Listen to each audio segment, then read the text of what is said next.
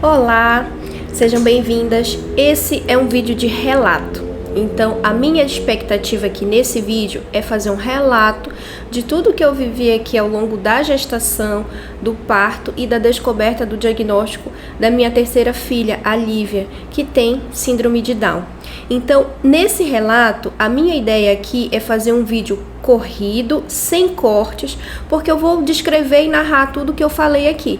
Então, me acompanhe aqui que eu vou trazer a história desde lá do comecinho até o final, para que vocês possam entender um pouquinho da nossa trajetória até aqui. Eu sou pediatra, sou Bianca Caluffi Negrão, para quem não me conhece ainda, e eu estava gestante da minha terceira filha, a Lívia, que não foi um bebê planejado, certamente, assim, vamos começar a tentar, não. Na verdade, a Lívia veio porque ela tinha que vir, Deus quis nos dar esse presente, que foi a vinda dela. Mas, na verdade, eu já tinha uma expectativa de ter mais filhos, né? Eu sempre quis ter 5 filhos. Então, a minha ideia original era ter 5. Talvez eu tenha, pode ser que sim, talvez não, por causa da minha idade, eu já tô com 36, então um pouquinho mais difícil, um pouquinho mais complicado. O fato é que a Lívia veio, né? E eu descobri logo no comecinho da gestação, já teve o atraso ali, eu já comecei a sentir os sintomas, já fiz o exame e já deu positivo. E nós ficamos super felizes, super contentes com a chegada da Lívia. E fomos para o primeiro morfológico, né? Que é aquele exame inicial que a gente avalia para ver todos os sinais do bebezinho, como é que ele tá, se ele tem alguma possibilidade de ter alguma alteração genética ou de formação mesmo. Chegamos lá para fazer com a minha colega querida, Débora Mescani. Então, ela é GO, ela é ginecologista obstetrícia e também faz ultrassom. E ela é uma especialista, né, em morfológicas. E ela começou a fazer ali tudo certinho, tava tudo perfeito, exceto porque a Lívia tinha um osso nasal hipoplásico. E aí, quando ela falou um osso nasal hipoplásico, já me ligou um alerta aqui. Pode ser que ela tenha alguma síndrome. A síndrome de Down, ela tem 3 marcadores, né? O osso nasal, a translucência nucal, que é uma medida aqui do pescoço, e uma alteração no coraçãozinho, que pode aparecer também nessa morfológica. Mas a Lívia não tinha essas duas. A translucência era normal e o coraçãozinho estava normal até então na morfológica. A única alteração que ela tinha era o osso nasal mesmo. E por conta da minha idade, né, que eu já tinha 35 anos na época, o risco se torna alto. Então, grandes possibilidades de vir uma bebezinha com síndrome de Down. E eu já, ao receber essa notícia, né, a gente sente logo, né, porque a gente tem expectativas, né, de ter um filho que não tem problemas nenhum, que não tem dificuldades, que vai ter uma boa aceitação, uma boa interação social no futuro. Mas isso já foi um ponto positivo, porque eu tive aqui toda a gestação para ir me preparando para essa possibilidade. Bom, o fato é que deu essa alteração, eu fiquei bem apreensiva, fiquei nervosa, sim, o nosso chão desaparece, a gente fica bem abatida. Levei para minha obstetra, que era a Lorena, né? A Lorena sempre acompanha todas as minhas gestações e não podia ser diferente. Levei para ela. E durante a consulta, ela sempre faz um ultrassom ali na hora só para examinar o bebê. E ela confirmou, olha, realmente a gente tem aqui um osso nasal hipoplásico. Vamos esperar para ver se ele aparece mais para frente. De repente está muito pequenininho, então a gente vai repetir mais para frente nas próximas ultrassons. Tudo bem. Agora ela me falou o seguinte: você tem também uma possibilidade de já fazer um exame chamado NIPT, que é um exame que vai avaliar a possibilidade e tem alta acessibilidade para a síndrome de Down. Eu fui fazer o orçamento desse exame, ele era muito caro. E como eu estava sem plano de saúde na época, tudo foi particular. Toda a gestação, todo o pré-natal, todos os exames, o parto, o hospital, tudo foi particular. Então, ficou muito caro esse exame na hora e a gente pensou assim, bom, ela sendo ou não, nada vai mudar em relação ao nosso amor, em relação ao que a gente vai se dedicar para ela. Então, não vamos fazer, vamos esperar ela nascer. Quando ela nascer, a gente avalia como ela vem, quais os sinais que ela vai apresentar. Então, optamos por não fazer o NIPT na gestação ainda, né? Bom, passaram-se a gestação, eu não tive nenhum problema durante toda a gestação, foi muito tranquila Fizemos o segundo morfológico mais pra frente. O osso continuava ali hipoplásico, o osso continuava ali não aparecendo, que era o sinal, né? Mas ela não tinha nenhuma outra imperfeição, estava tudo corretinho. O fato é que o parto seria no fim do ano passado, de 2023. O fato é que quase um mês antes eu teria uma consulta de rotina do pré-natal, né? Naquele último mês a gente tem consultas corriqueiras, né? O fato é que eu tinha uma consulta.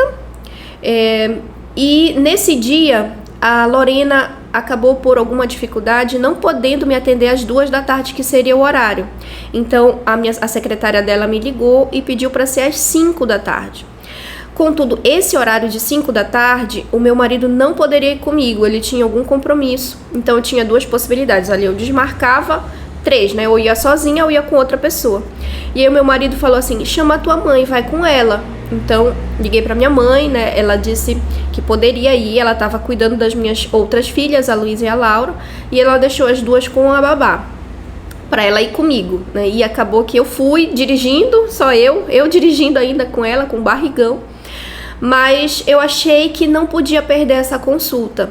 Inclusive, eu estava trabalhando muito nesse período. Eu estava atendendo muitos pacientes. Nesse dia, eu atendi pacientes. Eu tinha uma agenda para tarde, ainda atendi de tarde, porque eu precisava de um capital, um orçamento para o meu afastamento, né, minha licença, maternidade. Então, como eu ia me afastar por um período para ficar de licença, eu tinha que ter uma reserva financeira. Então, eu estava trabalhando muito para fazer essa reserva, até porque tudo era particular, né? Todo o parto, os exames, tudo foi particular. Então, estava trabalhando demais, mas fui para consulta. E assim, eu tenho certeza que foi bênção de Deus eu ter escolhido por ir a essa consulta, porque se eu não tivesse ido, o pior poderia ter acontecido sem sombra de dúvidas. Mas nós fomos, então nós fomos, eu e mamãe, e a consulta foi tranquila, ela olhou meus exames, tava tudo bem, olhou minha pressão, tava normal, tava tudo certinho. Vamos olhar o bebê agora, né? Eu falei no começo que ela sempre faz um ultrassom ali para olhar o bebê. Quando ela colocou ali o aparelho, ela viu que não tinha líquido nenhum na minha barriga. Então sumiu o líquido todo, desapareceu o líquido. Oligoâmnio severo, o nome disso. E a Lívia estava começando a entrar num processo de sofrimento, porque não tinha líquido para ela. E isso, somado ao fato de que ela não ganhou peso na última semana, então nas 2 últimas semanas, que é a consulta anterior dela, ela estava praticamente com o mesmo peso, então ela começou a não ganhar peso, restrição de crescimento, não tinha líquido e entrando em sofrimento. A Lorena falou assim, Bianca, a conduta é parto. E aí ela ia nascer. A Lívia ia nascer ali naquele dia. Ela me falou, eu perguntei pra ela, Lorena, não pode ser amanhã? Não, é agora, daqui a 3 horas, tu tens que me encontrar comigo lá no hospital, lá na maternidade. Então eu vou pra casa, 3 horas a gente se organiza e tu vai estar lá. Como assim? Eu fiquei, meu Deus, eu não tinha mala pronta, eu não tinha roupa lavada, o quarto da bebê estava todo bagunçado, porque eu não estava me preparando para aquele momento, eu estava esperando mais um pouquinho lá, porque era pro fim do ano, e ela foi quase um mês antes, na verdade um mês praticamente antes. E assim, graças a Deus que eu fui para essa consulta, porque se eu não tivesse ido, com certeza a Lívia poderia não estar aqui entre nós, né? Então foi um milagre mesmo assim eu não ter desistido da consulta, tudo estava corroborando para eu não ir, né? A mudança de horário, meu marido não poder ir, eu fui dirigindo, mas fomos. E acabou que a mamãe ligou pra minha babá, né, pra minha funcionária, olha, arruma mala que vai nascer a Lívia. Como assim? Não tem roupa? E aí acabou que eu tive que levar as roupas da minha sobrinha, que a minha cunhada me doou roupas. Eu não pude levar nem nessa maternidade, eu não pude levar as roupas que eu ganhei de vocês, né, das minhas pacientes. Então eu ganhei muita roupinha aqui das minhas pacientes, mas não pude levar porque não estava lavada. Agora eu uso, mas na hora eu tive que levar as roupas da minha sobrinha.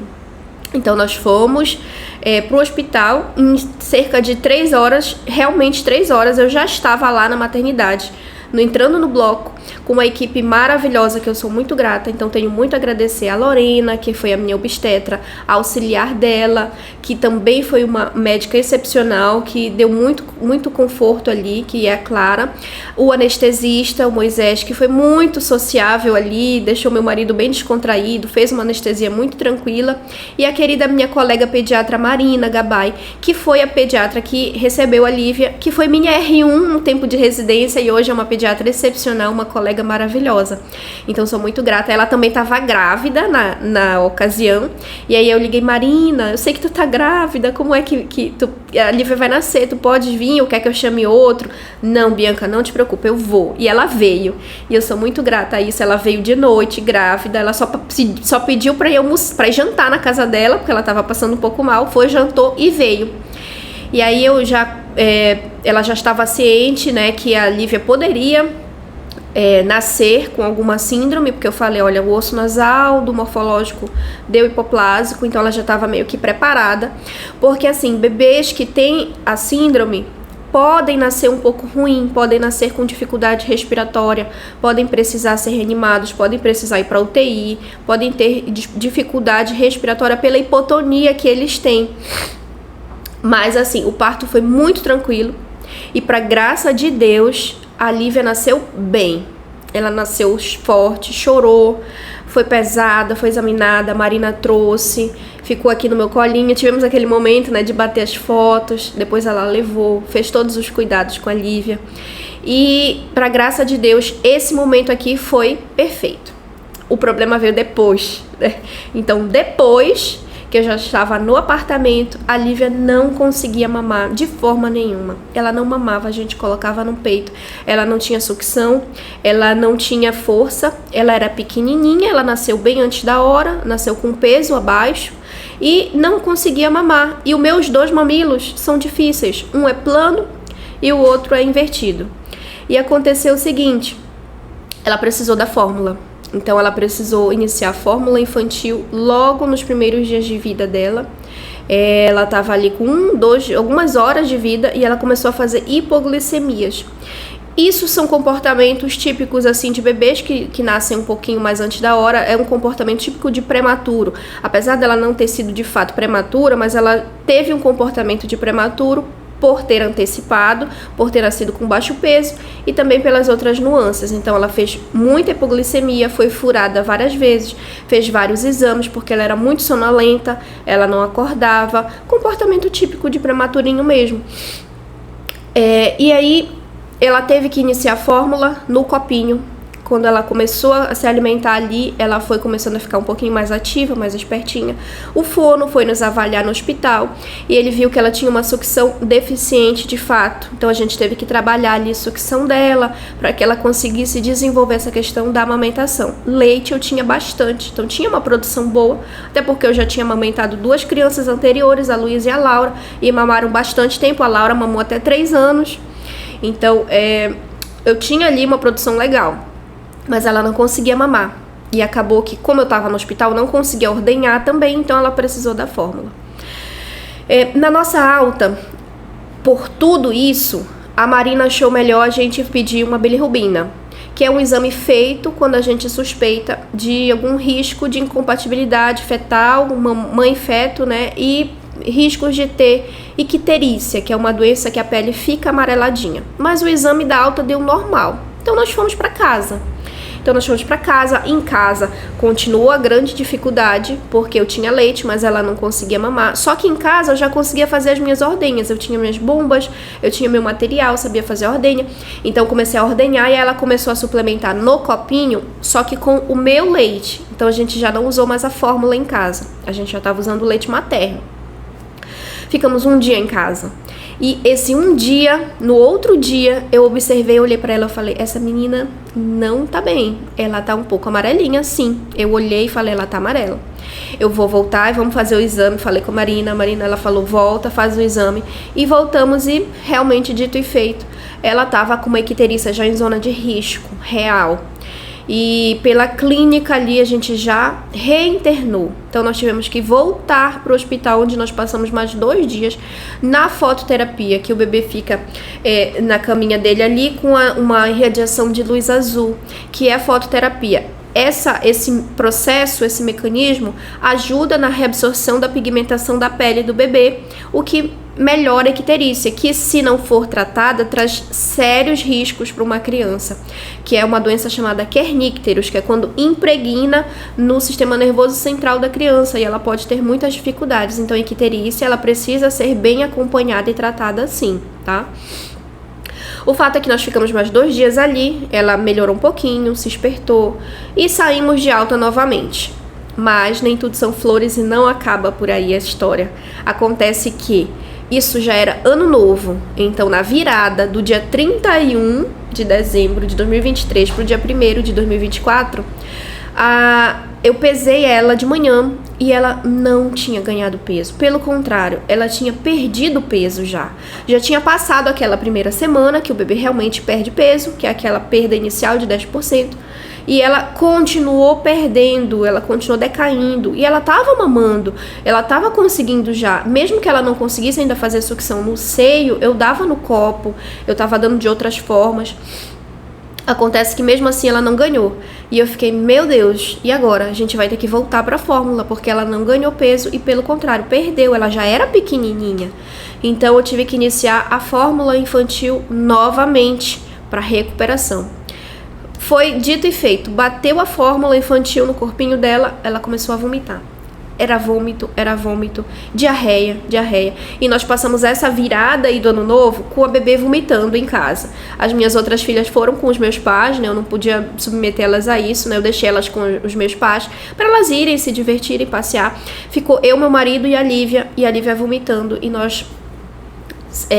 sem saber ali como proceder, né? Porque, querendo ou não, sou pediatra, mas na presença, no papel de mãe, a gente perde muito raciocínio, né? Acontece que no dia seguinte começou um sanguezinho ali nas fezes. E aí foi quando eu me lembrei todo o histórico que a gente já vivenciou com a minha segunda filha, Laura, que foi a PLV, que foi alérgica, né, a leite de vaca, até 2 anos.